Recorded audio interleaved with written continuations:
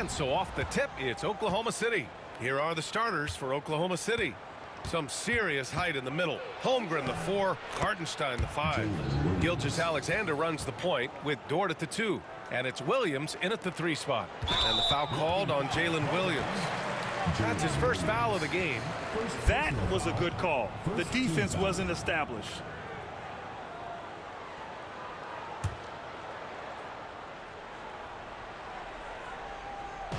Here's Indiana. Now here's Watson. Pass to Hibbert. George for 3. Gilgeous-Alexander with a rebound.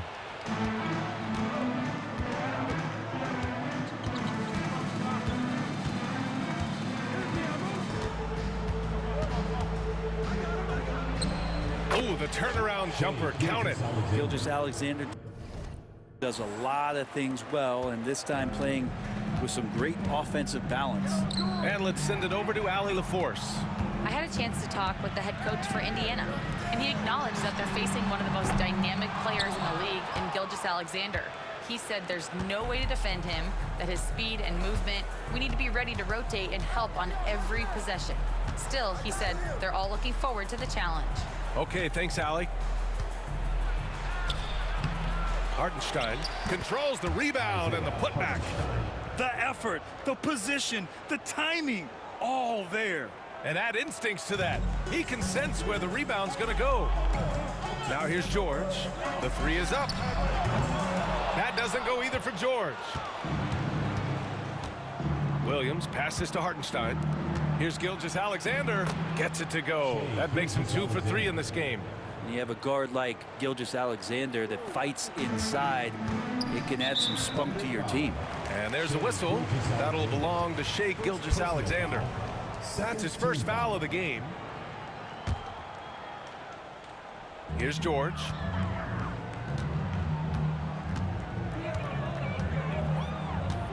To stop the run. That doesn't go either for George. And I'm surprised that didn't go down. I mean, I'm sure he is too. From deep, Gilgeous-Alexander. And it falls for him. He's hit 3 of his first 4 attempts. You know you're doing something right when you find yourself up double digits in the first period. Well, dominant so far. That's the responsibility of the starters. Now let's see if everybody else who plays in this game makes the same kind of high-level contributions. And so George will bring it up for Indiana. Nothing up yet on the scoreboard for him. Shoots from 14. Gilgeous-Alexander with a rebound. Something's off about him this quarter. Well, he's missing, and it's starting to affect a little bit in his body language, and you just don't want to see that. They've controlled the paint so far. That's been the difference. Yeah, the bully ball tonight has paid dividends. Highly effective down there with the physical play. And just under 2.5 minutes elapsed here in the first. Watson passes to Hibbert. Williams against Turner. There's a screen. 6 to shoot. And he caught that pass in full stride on his way to the big slam. Turner unpredictable sometimes in the production he's going to give you, but his all-around talent with regards to passing and shooting, he does well out of the pick and roll. Now here's Gilgeous-Alexander. He's got 10.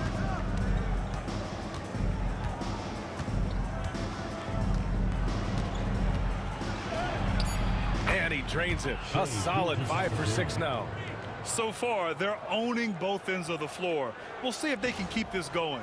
Like tonight, that all the hustle plays have meant so much to this team. Now just sustain some of that energy and keep comfortable. Here's Watson. Holmgren with the block. And you can't forget about Holmgren's reach, especially when he's nearby on defense. Hartenstein passes to Holmgren. Outside for Dort. Back to Gilgeous-Alexander. Lets it fly from 18. And there's another one for the Thunder. Boy, I like their energy coming in. Terrific execution so far. Well, if there were 4 or 5 boxes to check in terms of the game plan tonight, they might have checked 6. I mean, they're doing everything out there. Here's Watson following the bucket by the Thunder. West. He can't hit that time. Great D that time from Holmgren. Thunder leading by 16.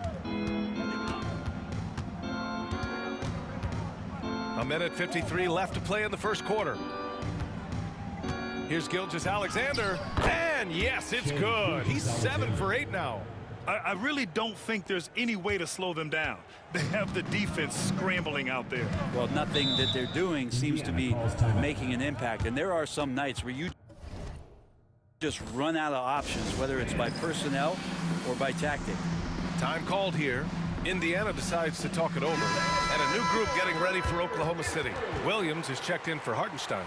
Wiggins comes in for Chet Holmgren. Wallace, he's checked in for Dort. And it's Alex Caruso in for Gilgeous-Alexander.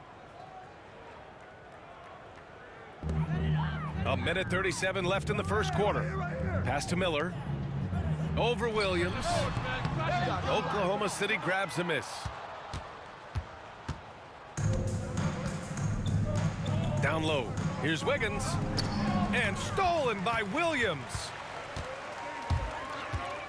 And the foul called on Jalen Williams. That'll be a second foul of the game. Davis, he's checked in for Indiana. Turner comes in for Miller. Into the lineup for Indiana, Michael Davis. Evan Turner. Turner against Caruso. There's a screen. To the paint. Here's West. He's looking good. 2 buckets in 3 attempts. So that play never gets old. The pick and roll will still be an offensive staple 100 years from now. Trust me. Outside, Williams. It's rebounded by Scola. Well, mid-range is where he makes the money. So when the D's slow to get out on him, always surprising to see him miss from there. Davis can't hit. And here's Caruso. Hasn't gotten one to fall yet. And out of bounds, the Pacers will take it. Jones, he's checked in for Indiana. Smith comes in for Davis. We've got a 9-second difference between the shot clock and game clock. Left side, Jones. Smith finds Jones. Back to Smith. Down to 5 on the shot clock. Scola passes to Smith. Jones from outside. Oklahoma City grabs a miss.